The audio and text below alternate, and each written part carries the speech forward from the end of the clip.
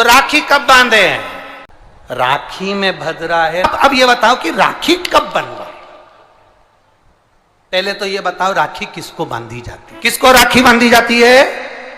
रक्षा करने वाले को। अब तुम्हारी बहन तुम्हारे साथ चल रही है और तुम्हारी जिंदगी में हर पल वो तुम्हारा साथ दे रही है कि नहीं? रक्षा करने वाली राखी आप अपनी बहन को भी बांध सकते हो। दो बेटियां आपस में बात कर रही थी, मेरा भाई नहीं है गुरुजी, मैं क्या मेरे बुआ के लड़के को राखी बांधने जाऊं? मैं क्या मेरे मामा के बच्चे को राखी बांधने जाऊं? मैं क्या उसको? राखी बंधवाने वाले के मन में ही नहीं है, क्योंकि उसके मन में आ रहा है 500 रुपए देना पड़ेगा, उसकी मम्मी के मन में आ रहा है कपड़े दिलवाना पड़ेंगे। पर तुम्हारे भीतर ऐसा भ्रम उत्पन्न कर दिया कि राखी के लिए लड़का होना जरूरी है, भाई होना जरूरी है। शिव महापुराण कथा कहती है जो तुम्हारी रक्षा करे राखी उसके हाथ में होना चाहिए। तुम्हारी बहन जरूरी नहीं कि भाई होगा तो राखी बंधेगी। तुम्हारी बहन तुम्हारी रक्षा कर रही है, राखी बांधिए। रक्षा करने वाला पिता भी होता है। बेटी अपने बाप के हाथ में भी राखी बांध सकती है, वो रक्षा करता है। भाई रक्षा करने वाला है, भाई के हाथ में राखी बांधी है। और मेरा गणेश, मेरा शिव, मेरा ओघड़दानी, मेरा लड्डू गोपाल, मेरा कृष्णा, मेरा राम, जो भगवान तुम्हारे घर में है, राखी उनको भी बांधिए, वो तुम्हारी रक्षा करते हैं। राखी गुरु को भी बांधी जाती है, क्योंकि गुरु रक्षा करने वाला होता है, मार्ग प्रशस्त करने वाला होता है। राखी हमारी जिंदगी का एक सुख देने वाली, राखी हमारी, ऐसा नहीं कि केवल मनुष्य को राखी बनती है, आपके गौ माता भी अगर आपके यहाँ है तो गाय भी तो आपकी रक्षा करने वाली है, वो उसकी रक्षा भी हमें करना है और वो हमारी रक्षा करे। जिस वृक्ष को तुमने बड़ा करा, एक पेड़ को तुमने पाला बड़ा करा, उस पेड़ को तुम अपना बनाकर, अपना जानकर वृक्ष को उस लायक तुमने बना दिया कि वो दुनिया की रक्षा करेगा। उस वृक्ष को ऐसा बना दिया कि दुनिया को छाया देगा। उस वृक्ष को ऐसा बना दिया कि यह दुनिया का भरण पोषण करेगा। तो वो वृक्ष भी दुनिया की रक्षा करने वाला है। प्रकृति से प्रेम करो और पेड़ को भी राखी बांध सकते हो।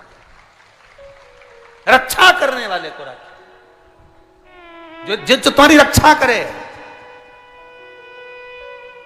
एक मां अपनी बेटी की, अपने बच्चों की रक्षा करती है। ये जरूरी नहीं कि तुम, हमारा भाई नहीं है अब हम किसको राखी बांधे, हम किसको भाई बनाएं, हम किसको भाई बनाएं, हम किसको भाई बनाएं। जी ये भाई बनाने के चक्कर में धोखे में मत आ जाना, कहीं एड़े गेड़े नट्ठू खेड़े के राखी मत बांधिया ना। नहीं तो मालूम पड़े वो एक राखी तो बनवाएगा और मालूम पड़े पूरी जिंदगी तेरी बर्बाद कर दे। इसलिए जो घर में है, बहन है, कुटुंब है, परिवार है, उसमें राखी बांधी। बहुत भ्रम फैला रहे हैं लोग, नाटकों के माध्यम से बहुत भ्रम फैला रहे हैं। कितना सुंदर व्याख्यान। तो राखी कब बांधे हैं? मूल प्रसंग तो छूट ही गया, कब बांधे? अब तुम बोलो। मेरा निवेदन केवल इतना है, आप बाबा का स्मरण कर कर, बाबा का नाम लेकर, वैसे तो शिव का नाम ऐसा है कि वो अजर और अमर है। मेरे बाबा का बनाई गई हर घड़ी, हर पल, हर क्षण मेरे बाबा का है। उसका नाम लेकर रात्रि के 9 बजे के बाद आप भगवान की राखी का स्मरण कर कर बांधो, कोई मना नहीं। शिव तत्व को। त्योहार कब का है? राखी का त्योहार कब लिखा है पंचांगों में, कैलेंडर में?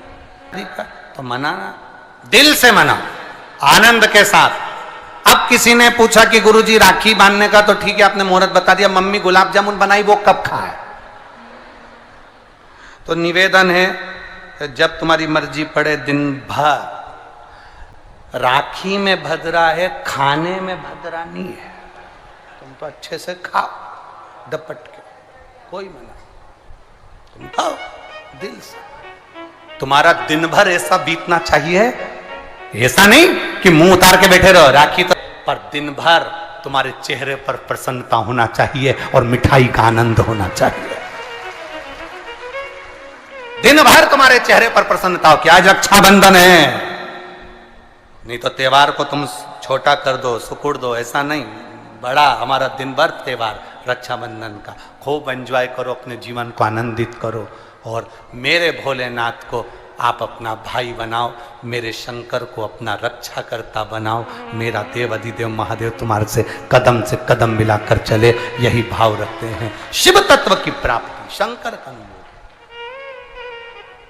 करो, भगवान की भक्ति करो, शिव की आराधना। मीट ऊपर हो जाए, उसके बाद आप भगवान का भजन करते हुए खूब रक्षाबंधन का त्योहार आनंद से मनाइए। शिव की भक्ति को प्राप्त, जैसे उसमें श्रीफल, जिसमें जल हो, पानी हो, और पानी वाला फल जब हाथ में देकर रक्षा सूत्र बांधती है बहन, तो भाई का भी घर भरा रहता है और बहन का भी घर भरा रहता है। भाई का भी घर भरा और बहन का भी। जिसमें जल भरा हो, जिसमें पानी भरा हो, वो श्रीफल होना चाहिए। और गोला पर हाथ में जब रक्षा सूत्र बंधे, जब राखी बंधे, तो तुम्हारे हाथ में श्रीफल होना चाहिए, नारियल होना चाहिए। क्यों? पहले की श्रीफल कार्तिक बाबा का प्रतीक है, श्रीफल संत का प्रतीक है, स्कंद का प्रतीक है। फल की मूलता है, यहां नारियल का जो श्रीफल है उसकी मूलता है। और कितनी सुंदर। तो दो चीज में से जब श्रीफल भाई भेंट रख कर देता है अपनी बहन को, तो बहन श्रीफल वहीं भाई के घर छोड़ देती है, भेंट का कुछ भाग लेकर चल देती है। ये बहन का प्रभाव। रक्षा सूत्र को लोगों ने बिगाड़ दिया। आज के जमाने में तो रक्षाबंधन का भी महत्व लोग नहीं जानते कि कैसे रक्षा सूत्र बनना चाहिए, कैसे रक्षाबंधन होना चाहिए। उसका भी विशेष महत्व होता है भाई, उसकी भी मूलता होती है। और एक बात कहूंगा आज रक्षाबंधन पर, आपको अच्छी लगे तो आप स्वीकार करना, ना लगे तो आप छोड़ देना। वैसे भी सीहोर वाला महाराज ताड़ी तड़ी बोले ही बोले है, उसमें क्या दिक्कत? तो बोलने में तो कोई पीछे हटूंगा नहीं। एक निवेदन आप सबसे करूंगा, आपको अच्छा लगे अपने जीवन में उतारिएगा, ना लगे कोई बात नहीं, छोड़ दीजिएगा, पर उतारना जरूर।